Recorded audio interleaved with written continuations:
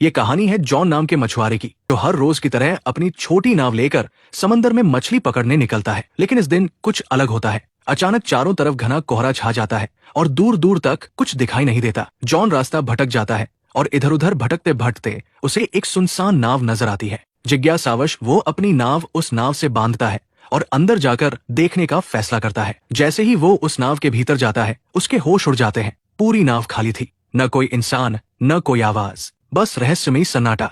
John जब उस रहस्यमयी नाव में गया तो सब कुछ बिल्कुल सामान्य लगा। खाना ताजा था, कपड़े करीने से रखे थे और हर जगह इंसानी मौजूदगी के संकेत थे, लेकिन वहां कोई था नहीं। वो नाव को चालू करने की कोशिश करता है, पर इंजन काम नहीं करता। इतने विशाल समुद्र में अकेली और खाली नाव देखकर जॉन हैरान रह जाता है। वो दूरबीन से चारों ओर देखने की कोशिश करता है, शायद कोई पास में हो, लेकिन घना कोहरा सब कुछ ढक चुका था। निराश होकर वो कंट्रोल रूम लौटता है और वहां पड़ा रेडियो ऑन करता है, मदद के लिए कोई संकेत भेजने के इरादे से। जॉन ने रेडियो पर संदेश भेजा, ये नाव समंदर में फंसी है, कोई सुन रहा हो तो जवाब दे। संदेश भेजने के बाद उसने सोचा कि अब अपनी छोटी नाव से लौट जाना चाहिए, लेकिन जब वो बाहर आया तो उसकी नाव वहां नहीं थी, जबकि उसने उसे अच्छे से बांधा था। उसकी हैरानी और बढ़ गई जब देखा कि अब चारों ओर फैला कोहरा भी अचानक साफ हो गया था और आसमान एकदम खुला था। अब दोपहर का समय हो चुका था। जॉन को समझ नहीं आया कि ये सब क्या हो रहा है। वापस लौटने का कोई और रास्ता न देख वो उसी खाली जहाज पर लौट आया और नक्शे के सहारे रास्ता ढूंढने लगा। जॉन अब ये समझने की कोशिश करता है कि वो आखिर है कहाँ और अपने घर कैसे लौट सकता है। परेशानी ये थी कि उस रहस्यमयी नाव का इंजन खराब था। अगर उसे बचना था तो किसी भी हाल में इंजन को ठीक करना ही था। वो पूरे जहाज में टूल बॉक्स तलाशता है और कड़ी मेहनत के बाद इंजन ठीक कर लेता है। उसके लिए ये एक बड़ी राहत थी। अब नाव चालू हो चुकी थी और दिशा भी धीरे धीरे समझ आने लगी थी, लेकिन खतरा टला नहीं था। जॉन कंट्रोल रूम में जाकर फिर से रेडियो से संपर्क करता है, मगर इस बार भी कोई जवाब नहीं आता। सब कुछ अब भी रहस्य में डूबा था। फिर वो लड़का ऊपर आता है और उसे अचानक टॉयलेट जाना पड़ता है। कोई आसपास नहीं था तो वो सोचता है कि समंदर में ही कर लेता हूँ।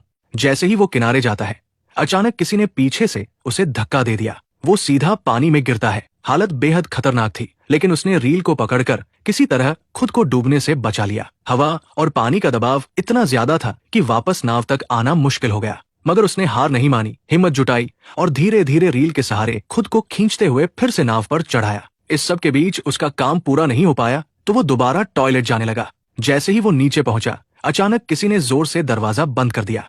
जॉन ने पहले इसे हवा का असर समझा और ध्यान नहीं दिया, लेकिन जब बाहर निकलने की कोशिश की तो देखा कि दरवाजा अंदर से बंद हो चुका है। अब वो हैरान रह गया। उसने दरवाजा खोलने की हर कोशिश की, यहाँ तक कि जेब से एक सिक्का निकालकर ताले में फंसाकर भी खोलने की कोशिश की, मगर सब बेकार गया। अब उसे लगने लगा कि इस जहाज पर वो अकेला नहीं है, कोई है जो उसे परेशान कर रहा है, जो दिखता नहीं लेकिन हर वक्त मौजूद है। उसे लगने लगा जैसे कोई उसके साथ बेरहमी से खेल रहा हो। वो जोर से चिल्लाया, कृपया जो भी हो दरवाजा खोल दो, मैं कोई चोर नहीं, बस देखने आया हूँ।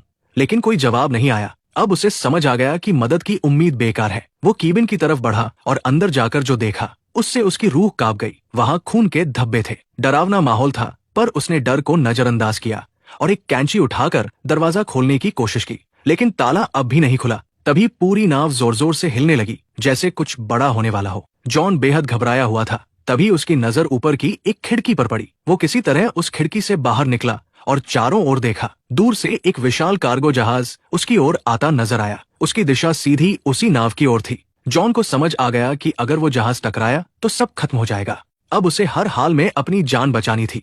उसने सिग्नल देने का सोचा, लेकिन उसके पास कुछ था नहीं। उसने तुरंत अपनी शर्ट उतारी और जोर जोर से लहराने लगा ताकि कार्गो जहाज का कोई उसे देख सके, लेकिन अफसोस इतने प्रयास के बाद भी किसी की नजर उस पर नहीं पड़ी। अब जॉन को किसी भी हालत में अपनी जान बचानी थी। अगर उसकी नाव आगे बढ़ती रही तो कार्गो जहाज से टकराकर सब खत्म हो सकता था। तभी उसकी नजर खिड़की के पास लटकी एक रस्सी पर पड़ी। उसके दिमाग में तुरंत एक आइडिया आया, अगर वो इस रस्सी का इस्तेमाल करे तो शायद जहाज को रोक सके। उसने जल्दी से रस्सी बांधी और बाहर फेंकी ताकि नाव की गति रुक जाए, लेकिन हालात और बिगड़ गए। रस्सी इंजन के पंखे में फंस गई और खिंचते हुए बाथरूम के अंदर आकर उसके गले में अटक गई। उसका दम घुटने लगा। मरने की कगार पर पहुंचकर उसने हिम्मत दिखाई और एक औजार से खुद को आजाद किया। उसकी गर्दन पूरी तरह लाल पड़ गई थी। वो लगभग मर ही गया था, बट आखिरी पल में खुद को बचा पाया।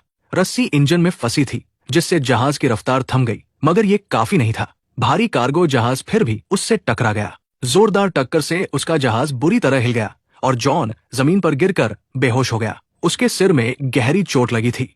कुछ देर बाद जब उसे होश आया तो उसने देखा कि बाथरूम पानी से भर चुका था। मगर सबसे हैरान करने वाली बात यह थी कि वो समुद्र का खारा पानी नहीं बल्कि एकदम साफ और मीठा पानी था, जैसे कोई जानबूझकर उसे डराने की कोशिश कर रहा हो। वो एक बार फिर टूटकर भीख मांगता है, चाहे तुम जो भी हो प्लीज मुझे जाने दो। लेकिन फिर भी कोई जवाब नहीं आता। अब वो भूखा, प्यासा और बेहद कमजोर हो चुका था। जैसे तैसे उसने बाथरूम की शावर से पानी पिया, लेकिन जल्दी ही महसूस हुआ कि पानी खत्म हो गया है। फिर जब उसने सिंक से पानी पीना शुरू किया तो हैरान रह गया। अब वो पानी खारा हो चुका था। उसे तुरंत समझ आ गया कि नाव में कहीं छेद हो गया है और समुद्र का पानी अंदर आ रहा है। ये नाव अब ज्यादा देर नहीं टिकेगी। वो घबराकर दरवाजा खोलने की कोशिश करता है, लेकिन लगता है किसी ने उसे बाहर से बंद कर रखा है। रात का समय था और ऊपर से दिखा कि कोई अदृश्य, शायद दुष्ट शक्ति इस नाव को नियंत्रित कर रही थी। पानी तेजी से बढ़ रहा था और जॉन थककर सो गया। रात में समंदर में भयानक तूफान आया, जिससे नाव बुरी तरह टूट गई और जॉन भी गंभीर रूप से घायल हो गया। सुबह जब उसकी आंख खुली तो पानी सिर तक पहुंच चुका था, सिर्फ चेहरा बाहर था। अब उसे लगने लगा कि बस कुछ ही पल बचे हैं। तभी अचानक कहीं से क्लिक की हल्की आवाज सुनाई दी, जैसे कुछ खुला हो। जैसे ही जॉन ने हैंडल घुमाया, दरवाजा जोर की आवाज के साथ खुल गया। पानी का दबाव इतना ज्यादा था कि दरवाजा टूटकर नीचे गिर पड़ा और इसी तरह वो बाहर निकलने में कामयाब हुआ। बाहर निकलते ही वो सीधा नाव की छत पर गया ताकि ताजी हवा में सांस ले सके, क्योंकि नीचे ऑक्सीजन लगभग खत्म हो चुकी थी। अब उसे यकीन हो गया था कि कोई अदृश्य ताकत उसे हर हाल में सताना चाहती है। वो शारीरिक और मानसिक रूप से टूट चुका था और नीचे की तरफ पानी लगातार भरता जा रहा था। उसे समझ आ गया कि अब नाव कभी भी डूब सकती है। जॉन ने तय कर लिया था अब वो इस जहाज पर नहीं रुकेगा। तभी उसे एक आइडिया आया। उसने जहाज से एयरबैग्स निकाले और टूटे हुए बाथरूम के दरवाजे को इस्तेमाल करके एक छोटा राफ्ट बना लिया। उसने सब कुछ मजबूती से बांधा ताकि राफ्ट टिक सके, लेकिन राफ्ट चलाने के लिए उसे कुछ और जरूरी सामान भी चाहिए था। उसने जहाज से खाना, पानी और जरूरी औजार जमा किए और खुद को पूरी तरह तैयार किया। फिर बिना पीछे देखे वो जहाज से उतर गया और राफ्ट पर सवार होकर धीरे धीरे समंदर में आगे बढ़ने लगा। वो राफ्ट पर था और उसके सामने वही बड़ी नाव अब भी खड़ी थी। कई घंटे गुजर गए, लेकिन न तो वो ज्यादा दूर जा पाया और न ही वो नाव डूबी, जिसे वो समझ रहा था कि 5 से 10 मिनट में डूब जाएगी। वो अब भी उसी हालत में थी। तभी उसके दिमाग में एक आइडिया आया, अगर ये नाव अभी तक नहीं डूबी तो क्यों न इसके रिसाव को ठीक कर लिया जाए। अगर ऐसा हो गया तो वो इस मजबूत नाव से आराम से सफर कर सकता है।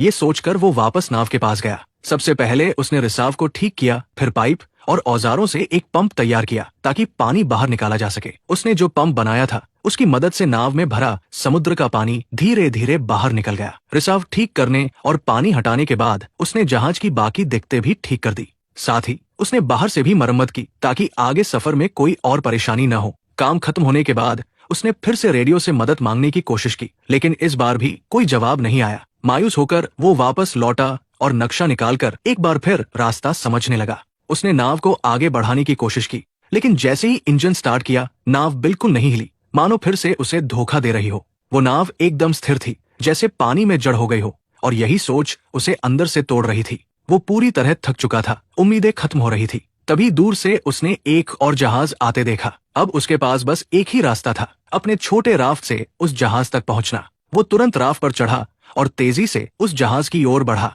लेकिन तभी वो जहाज अचानक हिलने लगा और जॉन की तरफ तेजी से बढ़ने लगा, जैसे किसी ने उसे जानबूझकर उसकी ओर भेजा हो। जॉन ने अपनी रफ्तार बढ़ाई, लेकिन वो विशाल जहाज और भी तेज हो गया और ठीक इससे पहले कि वो जहाज उसे टकराता, जॉन ने आखिरी कोशिश की और अपने बोट से कूदकर उस दूसरी नाव तक तैरने का फैसला किया जो दूर जाती दिख रही थी। लेकिन जब तक वो वहां पहुंचा वो नाव गायब हो चुकी थी। तभी उसे एहसास हुआ कि इस रहस्यमयी नाव पर कोई बुरी ताकत है जो उसे कहीं जाने नहीं दे रही। उसने सोच लिया था कि चाहे जान चली जाए वो इस नाव पर वापस नहीं जाएगा। लेकिन शाम तक पानी में तैरते तैरते ठंड बढ़ने लगी। नीचे डॉल्फिन्स तैर रही थी, पर पानी का तापमान बहुत गिर चुका था। ठंड सहन न हो पाने पर मजबूरी में वो फिर उसी नाव पर लौट आया। वो इतना थक और बीमार हो चुका था कि कुछ सोच पाने की हालत में नहीं था। बस चुपचाप एक कंबल ओढ़कर कमरे में सो गया। सुबह जब उसकी आंख खुली तो उसने फिर से इस जहाज से निकलने का फैसला किया, लेकिन अब एक और झटका मिला। कमरे का दरवाजा बंद था। वो घबरा गया और धीरे धीरे मानसिक रूप से टूटने लगा। उसे कुछ समझ नहीं आ रहा था कि आखिर ये सब उसके साथ क्यों हो रहा है। तभी उसकी नजर कमरे में मौजूद एक छोटी सी केबिन पर पड़ी। उसने जैसे ही उसे खोला, ऊपर की ओर एक रास्ता नजर आया, एक वेंटिलेशन जिससे बाहर निकला जा सकता था। वो उस केबिन में घुस गया जो एक तंग स्टोरेज एरिया था। हर बार जब वो स्टोरेज एरिया से ऊपर चढ़ने की कोशिश करता, फिसलकर नीचे गिर जाता। गिरने से उसे कई चोटें भी आई, मगर उसने हार नहीं मानी। बार बार गिरते हुए आखिरकार वो फिर से ऊपर पहुंचा और उस वेंट की खिड़की को खोलने की कोशिश की, लेकिन वो टस से मस नहीं हुई। ऐसा लग रहा था जैसे उसे जानबूझकर सील कर दिया गया हो। अब वहां की ऑक्सीजन भी तेजी से खत्म हो रही थी। सांस लेना मुश्किल हो रहा था। नीचे का दरवाजा भी बंद था। वो वापस कमरे में नहीं जा पा रहा था। उसे लगने लगा कि अब यही उसका आखिरी समय है। लेकिन तभी उसने फिर से वही क्लिक की रहस्यमयी आवाज सुनी। जैसे ही केबिन की खिड़की क्लिक की आवाज के साथ खुली, जॉन बिना समय गवाए बाहर निकल आया। ताजी हवा ने उसे थोड़ी राहत दी। बाहर आकर उसने देखा कि नाव एक छोटे से द्वीप की ओर बढ़ रही थी। ये देखकर उसके मन में उम्मीद जगी कि शायद अब वो इस डरावनी नाव से हमेशा के लिए आजाद हो जाएगा। जैसे ही नाव किनारे पहुंची, वो फौरन उतर गया। उसे लगा कि इस द्वीप पर जरूर कोई है जो इस सब का जिम्मेदार है। गुस्से में उसने एक डंडा उठाया और द्वीप की तलाश शुरू की, लेकिन जल्द ही हैरान रह गया। पूरे द्वीप पर इंसान का कोई भी निशान नहीं था। अब जॉन फिर से गुस्से और डर से भर गया था। जैसे ही वो उस द्वीप से बाहर निकला, एक नया दृश्य उसकी आंखों के सामने आया। वही रहस्यमयी नाव जो उसे यहाँ लाई थी, अब शांत समंदर में आगे बढ़ रही थी, जैसे किसी और शिकार की तलाश में हो। ये देखकर जॉन को पूरी तरह यकीन हो गया कि ये नाव और ये द्वीप किसी बुरी ताकत के अधीन है। उसे अब हर हाल में यहाँ से निकलना था। उसकी जिंदगी अब भी बाकी थी। वो खोजबीन करता हुआ द्वीप की सबसे ऊंची चोटी पर पहुंचा और वहां से उसने दूर एक और द्वीप देखा, लेकिन वो इतना दूर था कि वहां क्या हो रहा है ये वो देख नहीं पाया। जैसे जैसे जॉन द्वीप पर घूमता रहा, वो धीरे धीरे पीछे की ओर आ गया, लेकिन जब वो वहां पहुंचा तो उसकी आंखें फटी की फटी रह गई। ये वही जगह थी जहां से उसकी यात्रा की शुरुआत हुई थी। सब कुछ वैसा ही था। वही उसकी पुरानी नाव ठीक उसी जगह बंधी हुई, और वही लोग, जैसे कुछ बदला ही न हो। पूरा माहौल पहले जैसा था, जैसे कुछ हुआ ही नहीं। जॉन एकटक सब देख रहा था। उसे यकीन नहीं हो रहा था कि ये सब एक बुरे सपने जैसा लगने वाला अनुभव असल में उसके साथ घटा था। लेकिन अब सवाल उठता था, उसकी नाव वहां दोबारा कैसे पहुंची और इस द्वीप की सच्चाई क्या थी? जॉन जब द्वीप के पीछे पहुंचा तो हैरान रह गया। वही जगह, वही नाव, वही लोग, जैसे कुछ भी नहीं बदला। उसे यकीन नहीं हो रहा था कि ये सब असल था या कोई बुरा सपना। मगर जो कुछ उसने झेला वो सच्चाई थी।